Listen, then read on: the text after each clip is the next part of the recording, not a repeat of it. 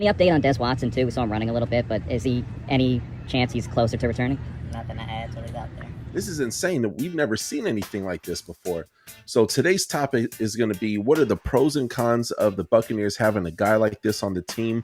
And then also, does he bring embarrassment? Whoa, now. Is this embarrassing? Not only for him, but also for the NFL, you know, for a guy who is taking a roster spot for other people who are conditioned, who are ready to play. Is this embarrassing for not only the Tampa Bay Buccaneers, but for the NFL?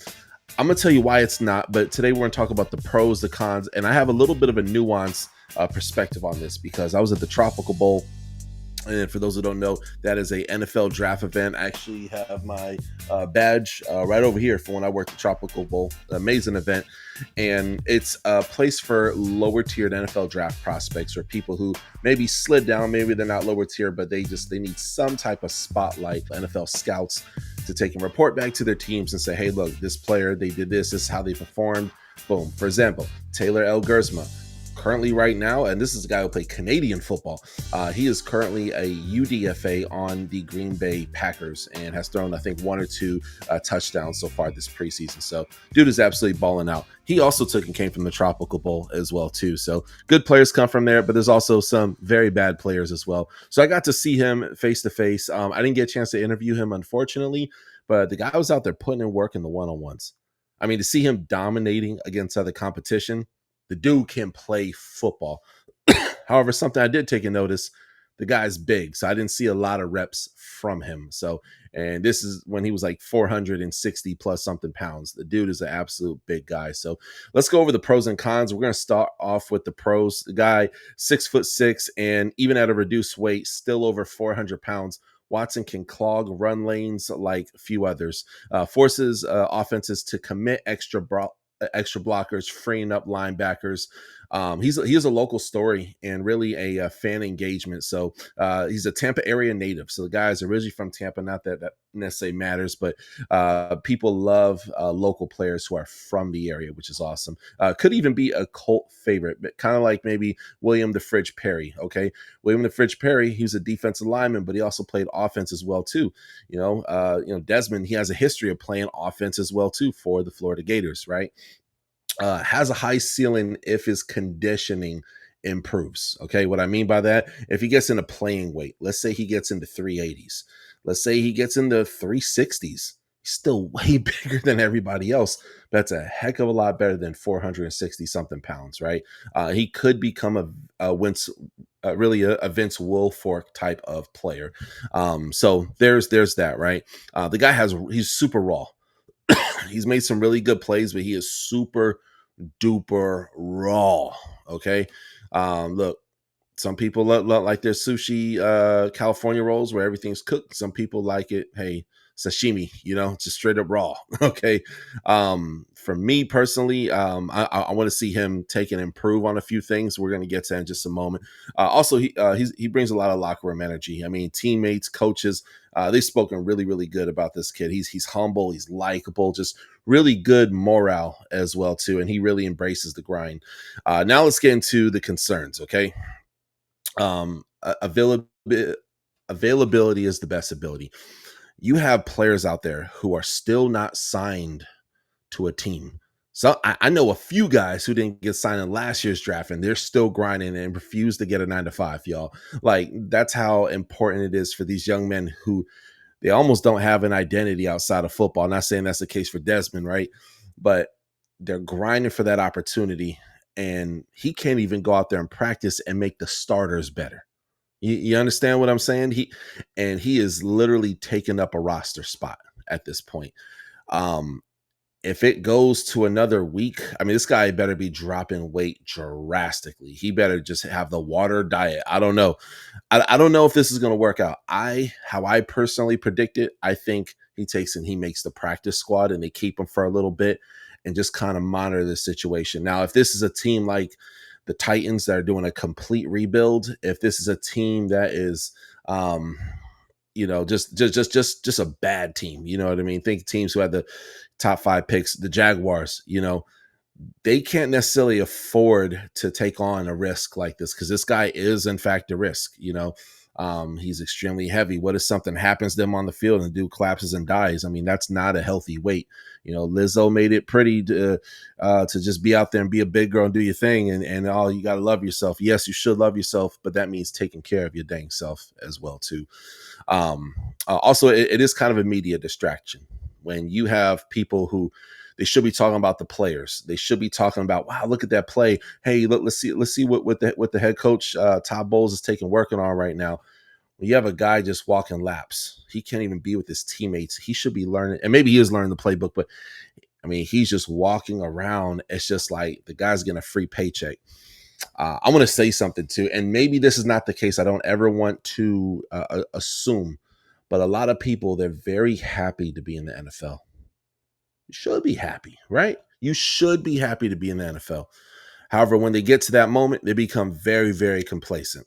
For example, Jameis Winston recently said in an interview, in a conversation that he had with Michael Vick, the legendary Michael Vick, and they talked about why they didn't get a Super Bowl ring. And he said it was, I don't want to mix up their words, but they were just happy just to be in the NFL, and they didn't really dream big enough. And that's what happens to a lot of people. They start getting this money. People are asking for autographs even more than college. I mean, what else? I mean, what else do you have to really be hungry for in life, right? After that, it's just you're kind of chasing stats and the next contract, essentially, right? For a lot of people, they're just happy. They become complacent. And it only lasts so long, man, before you lose your opportunity, right? So, and I'm not saying that this is the case with this young man, but again, like, this is a motivator for him. Like, how great, and this is, again, back to the pro, not the negative. The pro is he makes the team, he loses the weight, he balls out in preseason. Hopefully we get to at least see at least 2 games of him in the preseason, right? How does he look? I believe he will get that shot. Maybe don't cut him so quick, but the reason the Buccaneers have this kid is, number one, the ceiling is high for him, but he's kind of the Anthony Richardson of D linemen, right? You see the size, it look good, it look real great, but that doesn't mean it's going to take and go out there and ball out on the field. I want to talk about stats. His college stats are not that great. In 4 seasons, he had 22 solo tackles. Okay, I'm no mathematician, but that's literally 5.5 tackles, okay, per season. You know what I mean? 5, 10, 5, 10, 15, 20, 5.5 tackles per season. Not good at all. 37 assists, okay, 1.5 sack and 1 fumble recovery. Not super great. How great would it be? This guy makes the team, right? And he puts up phenomenal numbers, but again, this guy's a project player. Now, I love project players. There's a player I got like 10,000 views on a video as a rugby player who took and came over from New Zealand, I believe it was. And the dude is, I think, 280 or 300 pounds or whatever. And the dude can take and play rugby like no other. So they bring him in, and he's a project player because he has to learn the game. Last year's UDFA series, they brought in Reece Zammit, a Welsh rugby player, and supposedly he has like top-notch speed. I want to say he's on the Jacksonville Jaguars now. However, I love the stories of these project players. We all saw the movie Invincible. You know what I mean?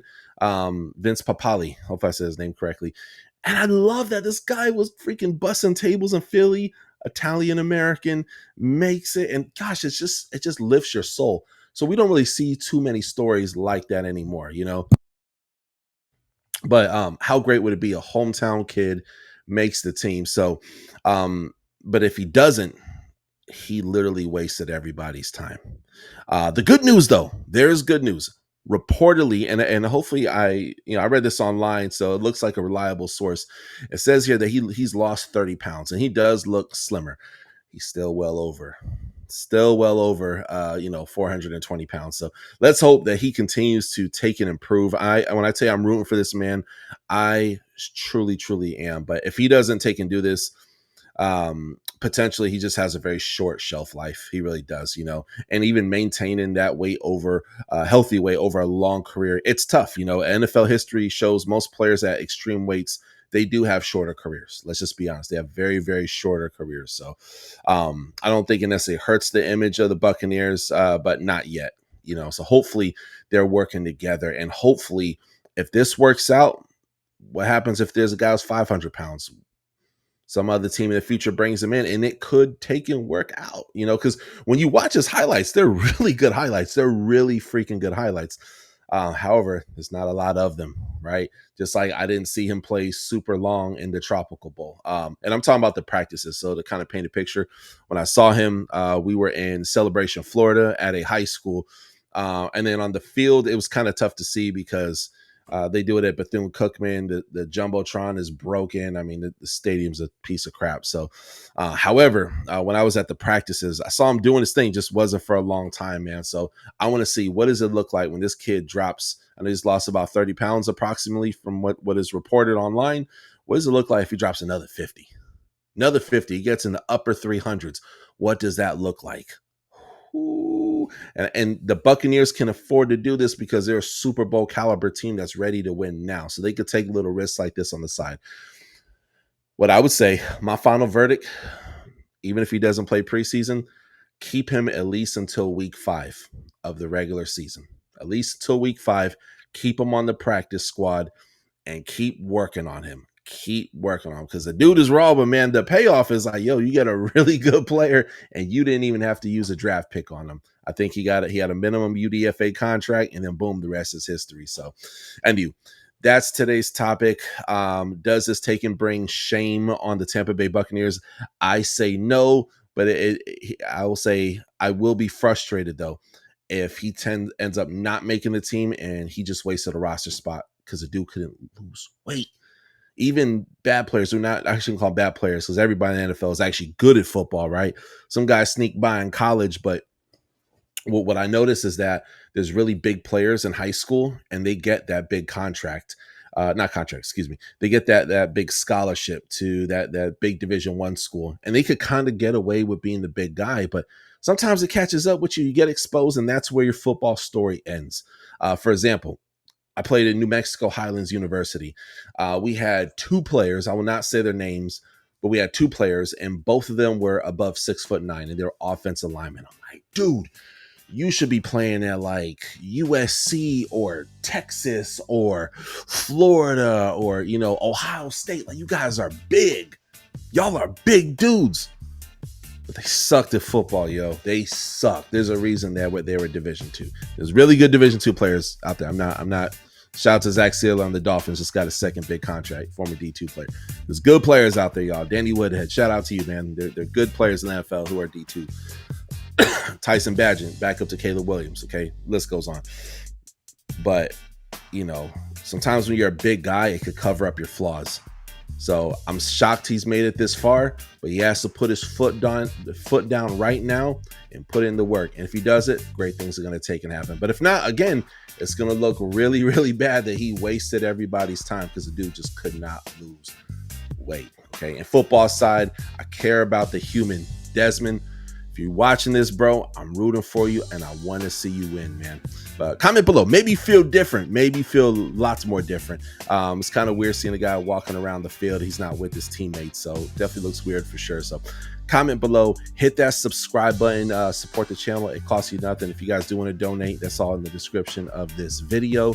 Hit the bell for the alerts. God bless y'all, man. Peace. Have a good night. Regular season's right around the corner. Thank you for watching another episode of The Touchdown with Doug Smith, where we have exclusive NFL content and exclusive NFL interviews. Be sure to hit that like and that subscribe button. Follow us on social media. See you on the next one.